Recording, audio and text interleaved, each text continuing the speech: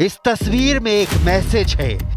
एक तरफ गाजा और लेबनान पर बमबारी, तबाह होती हजारों जिंदगी, खंडहर बनते जा रहे शहर, और दूसरी तरफ सऊदी अरब की राजधानी रियाद में अरब इस्लामिक शिखर वार्ता। पश्चिम एशिया में कुछ बड़ा होने वाला है। क्या अब नेतन्याहू के खिलाफ अरब देशों का चक्रव्यूह तैयार हो चुका है? क्या यह चक्रव्यूह गाजा और लेबनान पर लगातार बमबारी और 48,000 लोगों की मौत का बदला लेगा? क्या अरब के इस चक्रव्यूह में नेतन्याहू और इजराइल की हार फाइनल है? अरब का चक्रव्यूह कौन चला रहा है? क्या इसकी कमान सऊदी अरब के हाथ में है या फिर लगाम ईरान के हाथों में है? मीटिंग ऐसी रही जिसमें एक साल पहले तक एक दूसरे के कट्टर दुश्मन रहे दोस्त बन चुके हैं। यहां सऊदी अरब की दावत पर सीरिया के राष्ट्रपति बशर अल असद भी पहुंचे। ईरान के उपराष्ट्रपति भी आए। जॉर्डन के किंग से लेकर मिस्र के राष्ट्रपति अब्दुल फतह अल सीसी भी पहुंचे। यहां तुर्की के राष्ट्रपति रेजेप तैयप अर्दोआन की मौजूदगी भी एक मैसेज दे रही है। अरब और इस्लामिक वर्ल्ड के 50 से ज्यादा राष्ट्राध्यक्ष और लीडर इस समिट में शामिल हुए और फिर आया सबसे अहम मैसेज। सऊदी अरब के क्राउन प्रिंस मोहम्मद बिन सलमान का इजराइल के खिलाफ सबसे तीखा पैगाम, सबसे कड़वे शब्द, सबसे बड़ी चेतावनी। جدد المملكة إدانتها ورفضها القاطع للإبادة الجماعية التي ترتكبها إسرائيل بحق الشعب الفلسطيني الشقيق، وراح ضحاياها أكثر من 150 ألف من الشهداء والمصابين والمفقودين، معظمهم من النساء والأطفال. ونؤكد أن استمرار إسرائيل في جرائمها بحق الأبرياء والإمعان في انتهاك قدسية المسجد الأقصى المبارك والانتقاص من الدور المحوري للسلطة الوطنية الفلسطينية على كل الأراضي الفلسطينية من شأنها تقويض جهود الهادفة لحصول الشعب الفلسطيني على حقوقه المشروعة وإحلال السلام في المنطقة. मोहम्मद बिन सलमान ने यह भी कहा कि इजराइल ईरान पर हमला करने की गलती ना करे और फौरन गाजा और वेस्ट बैंक से अपनी फौज वापस बुलाए। गाजा में इजराइल की बमबारी शुरू होने के बाद यह पहली बार है जब सऊदी अरब ने नेतन्याहू के युद्ध पर इतने सख्त शब्दों का इस्तेमाल किया है। गाजा में अब तक 43,500 से ज्यादा लोगों की मौत हो चुकी है। लेबनान में मरने वालों की तादाद 3,200 तक पहुंच गई है। ये ऐसे आंकड़े हैं जिसे लेकर अभी तक इजराइल को सबसे बड़ी टक्कर सिर्फ ईरान ने दी है। नेतन्याहू और खामनेई ने इस वक्त भी एक दूसरे के खिलाफ अपनी तलवार म्यान से बाहर निकाली हुई है, क्योंकि ईरान का जवाबी पलटवार कब होगा ये सिर्फ और सिर्फ ईरान के सर्वोच्च नेता अली खामनेई जानते हैं।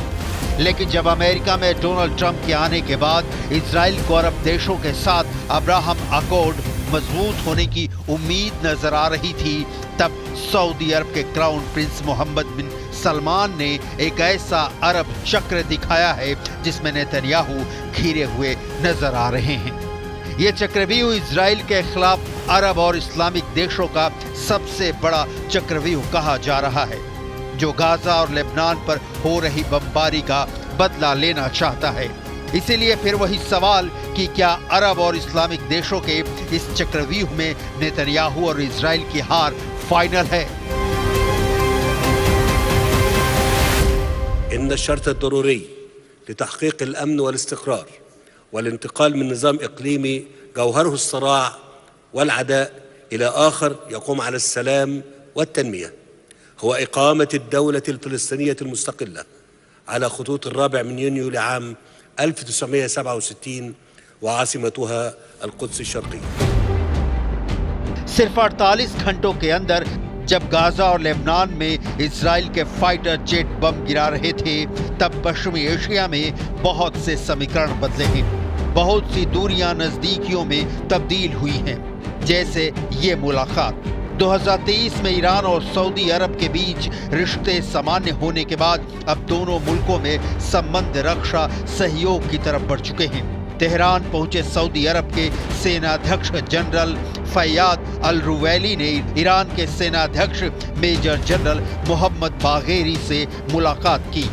जब नेतन्याहू ने अपना रक्षा मंत्री बदलकर इजराइल की सेना को बसोपेश वाले हालात में झोंका हुआ है, तब ईरान और सऊदी अरब के जनरल एक दूसरे के साथ सीक्रेट मीटिंग कर रहे हैं। ट्रंप के आने के बाद वाकई पश्चिम एशिया में बहुत कुछ बदल रहा है। अब्राहम अकॉर्ड्स यानी वो समझौते जिसके तहत इजराइल के साथ अरब वर्ल्ड के कई देशों ने तेल अवीव के साथ राजनयिक संबंध कायम किए हैं। इसकी शुरुआत ट्रंप ने ही कराई थी, जब अपने पहले कार्यकाल में उनकी पहल पर यूएई यानी संयुक्त अरब अमीरात, सूडान, मोरक्को और बहरीन ने इजराइल के साथ अपने रिश्तों की शुरुआत की। इसके बाद ऐसा लगने लगा कि पश्चिम एशिया में अरब मुल्कों के बीच सबसे बड़े खिलाड़ी सऊदी अरब के रिश्ते भी इजराइल से सामान्य हो सकते हैं। लेकिन अब फिलिस्तीन को लेकर इजराइल और सऊदी अरब में जो दूरी पहले से कायम थी, वो बढ़ती नजर आ रही। सऊदी अरब बार बार कह रहा है कि गाजा में बमबारी बंद हो और नया फिलिस्तीन देश कायम किया जाए। इजराइल इसके लिए तैयार नहीं, लिहाजा तब तक दोनों के बीच संबंध बनेंगे इसकी कोई गारंटी नहीं है।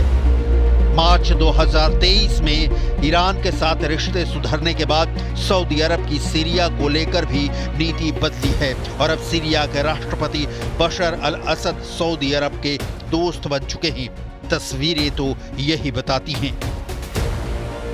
نحن لا نتعامل مع دولة بالمعنى القانوني، وإنما مع كيان استعماري خارج عن القانون. نحن لا نتعامل مع شعب بالمعنى الحضاري، وإنما مع قطعان من المستوطنين أقرب إلى الهمجية منهم إلى الإنسانية.